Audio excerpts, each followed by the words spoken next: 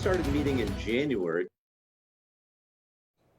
Pandemic preparations more than a year in the making, as you heard Dr. Chan just say there.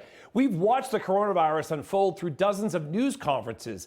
But what happened when the cameras weren't rolling? We found out critical decisions being made behind the scenes. NBC 10 I-Team reporter Tamara Sakarsik spoke to the experts. From stern warnings, knock it off, to evolving restrictions. Through all the phases, you're going to be wearing masks. All eyes have been on Governor Raimondo over the past year. But if you pull back the curtains, you'll meet the group of experts helping drive those decisions. We serve as voluntary advisors. Penn State epidemiologist Maciek Boney is one of several scientists helping guide Rhode Island since March. At first, they focused on convincing communities to cancel large events like St. Patrick's Day parades.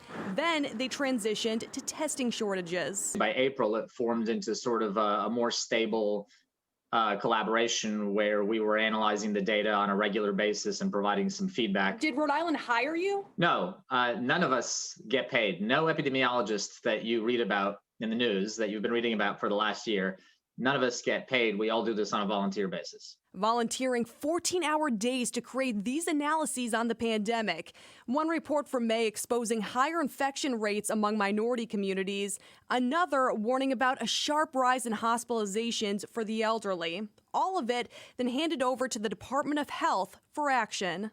We have a number of advisory groups that we leverage to get some of this expert scientific advice, etc. Dr. Philip Chan helps relay the information to state leaders who make key decisions on everything from group sizes to closures. But generally, at the end of the day, the governor does make that call. Lieutenant Governor Dan McKee could soon be making those calls as Governor Raimondo is expected to join the Biden administration. Do you think that it'll be going in the exact same direction because they're not, part of the same administration like in many other states? I don't think that much is going to change in the short term. One aspect Boney hopes does change, the speed of vaccinations. There's nothing that should be more important than getting the vaccines out to, say, 5,000 to 10,000 people a day.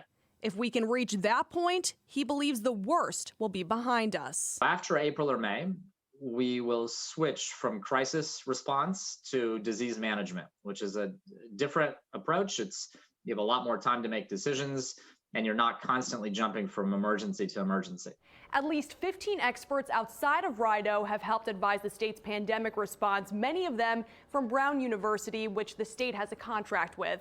For the NBC 10 I team, I'm Tamara Sakarsik.